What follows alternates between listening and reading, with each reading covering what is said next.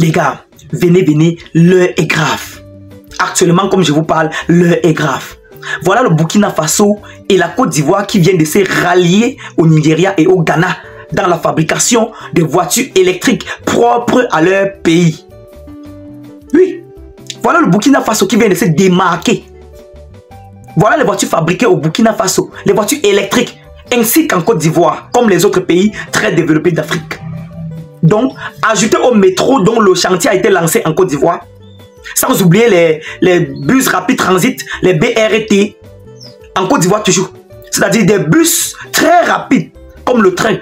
Les bus dont les voies ont été aménagées spécialement pour eux, appelés BRT en Côte d'Ivoire. À cela s'ajoutent désormais des voitures électriques propres à la Côte d'Ivoire, ainsi que le Burkina Faso. Venez au Cameroun voir les débats sans cesse rebondissants, les débats vides de sens. Oh, telle personne de telle tribu ne peut pas être président de la République au Cameroun. Oh, telle personne ne peut pas être président au Cameroun. Ce sont les débats minuscules des Camerounais. Regardez, écoutez. Je vous assure, si le Cameroun continue avec la même mentalité, nous allons sortir dernier en Afrique d'ici 2030. Je ne sais pas pourquoi ça concerne seulement le Cameroun, en ce qui concerne le tribalisme. Alors que nous connaissons qu'au Nigeria, il y a aussi beaucoup de tribus. Au Ghana, il y a également beaucoup de tribus. Au Burkina Faso, il y en a beaucoup. En Côte d'Ivoire, n'en parlons plus. Mais il n'y a pas fait de tribalisme là-bas. Il n'y a pas fait de tribalisme. C'est la raison pour laquelle l'éducation est très prioritaire dans la vie de l'homme. Ces pays dont je viens de vous citer sont très bien éduqués. Sont très bien éduqués. Venez au Cameroun voir. Le Cameroun est devenu un pandémonium. C'est pas possible. Les gars, écoutons un peu ce frère camerounais. Il détaille un peu ce qui se passe au Burkina Faso actuellement en ce qui concerne la fabrication de voitures électriques. Je vous rappelle que cela a été établi depuis en Côte d'Ivoire. C'est pas le bavardage. Likez cette vidéo s'il vous plaît les gars. Likez cette vidéo pour la propulser. Abonnez-vous surtout à la page pour ne rien manquer sur mes prochaines publications. Écoutons ce frère. Là, c'est comme ça de voitures électriques.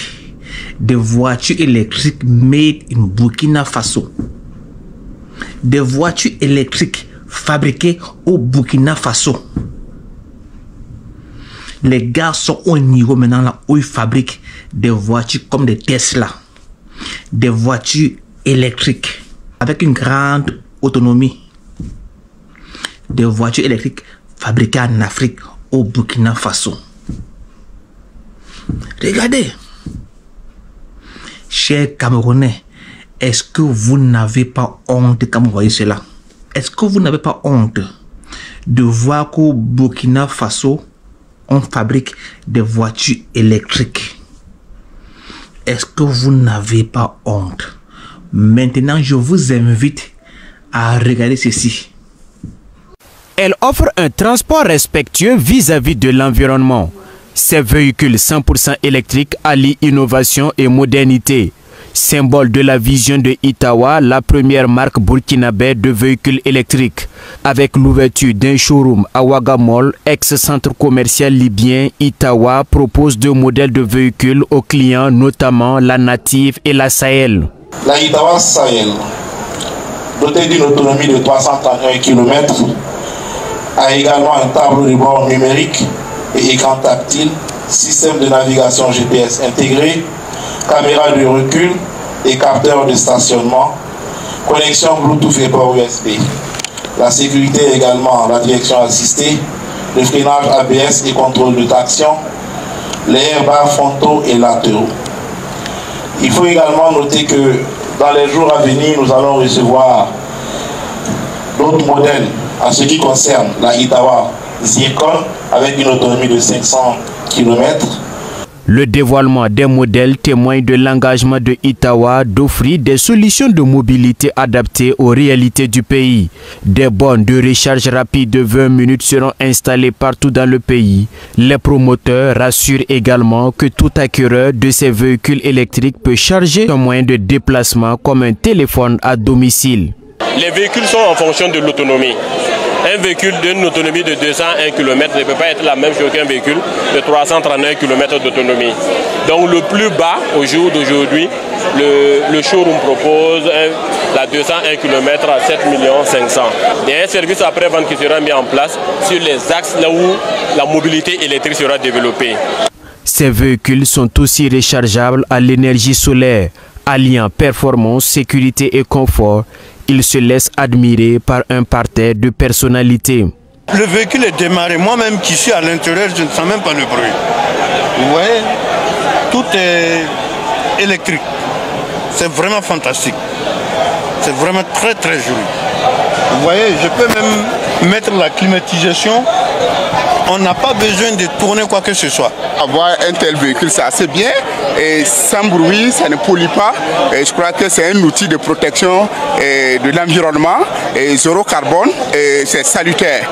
Au niveau des autorités, on loue cette initiative audacieuse qui sonne comme une réponse à la dépendance aux énergies fossiles. Pour le ministre en charge du commerce, le Burkina Faso de demain se construit maintenant par des innovations et l'audace de la jeunesse. Je crois qu'il s'agit d'une première dans le paysage des véhicules automobiles dans notre pays. Nous avons désormais une unité qui fera d'ici là de l'assemblage et un centre commercial qui fera donc la cession à travers les ventes et j'imagine à des prix accessibles aux populations burkinabées pour leur bonheur et le déplacement avec des véhicules haut de gamme, des véhicules électriques. Une nouvelle ère s'ouvre alors dans le paysage automobile avec ces véhicules écologiques made in Burkina. Nous sommes comme ça au Burkina Faso. Pendant qu'au Burkina Faso, on fait des voitures électriques, au Cameroun, on est encore en train de dire un Bamileke ne sera jamais président. On parle du football chaque jour, on parle du football. En Afrique, les pays sont en train d'évoluer en Afrique. Les pays évoluent, les pays sont en train d'évoluer, d'émerger. Les gars fabriquent des villes nouvelles. Mais chez nous, on nous embrouille avec le football. Au pays, au Cameroun, on nous embrouille avec le football. Pendant que dans d'autres pays en Afrique, les gars pensent comment est-ce que ils vont développer leur pays, construire des usines, construire ceci, et ça, et ça, et ça. Le Cameroun sera un dernier en Afrique. Paul Biya n'a aucune vision pour le Cameroun. Le mec n'a aucune vision pour le Cameroun. Que celui qui disagree me prouve le contraire. Que celui qui disagree avec moi là me prouve le contraire. Paul Biya n'a aucune vision pour le Cameroun. Les ministres n'ont aucune vision. Je l'ai dit une fois, je vais encore le redire. Dans un pays, quand il y a alternance, le pays évolue. Au Cameroun, les gars veulent encore de Paul Biya. Si Paul Biya n'a rien fait en 42 ans, il ne fera rien en 7 ans. Je vous dis la vérité. Si en 42 ans, il n'a rien fait, il ne fera absolument rien en 7 ans.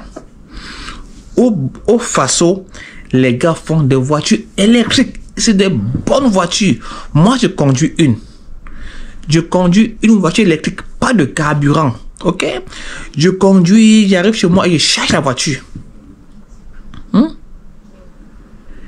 Et les gars le font au Burkina Faso. Même chez nous, même l'électricité, on n'a pas. On se bat encore comme ça avec l'électricité. Mais là, chez eux, les gars sont en train d'évoluer. Mais chez nous, on retourne encore en arrière avec Biya au pouvoir. Avec Biya au pouvoir, le pays ne va jamais avancer. Je vous le garantis. Passez une bonne journée. Que ceux-là qui sont très énervés mettent seulement leur insulte en commentaire. Je le hais. Ainsi va la vie. Quand on doit vous demander d'aller vous inscrire sur les listes électorales, ça serait que « Oh, je ne veux pas faire la politique. Oh, je veux voir mes enfants grandir. » Qui vous demande de faire la politique? Allez tout simplement vous inscrire sur les listes électorales. Allez-y munis de votre carte nationale d'identité. Je vous rappelle que c'est gratuit. Quand vous arrivez là-bas, vous vous inscrivez et puis on vous remet un récépissé. Après, vous allez recevoir un message si votre carte électorale est déjà prête. Je vous dis, j'ai hérité, la carte électorale, cette année, est la seule arme de destruction massive capable de déloger ceux qui nous assujettissent depuis plusieurs décennies dans ce pays. Voilà les gars, 2025 c'est pas 2018 hein. Je vous rappelle, partagez cette vidéo sur tous les cas. Je ne peux pas faire une vidéo comme celle-ci. Vous regardez, vous ne likez pas, vous ne partagez pas. Ça c'est insupportable, s'il vous plaît. Abonnez-vous à la page pour ne rien manquer sur mes prochaines publications. C'était Kevin Fopa. Portez-vous bien.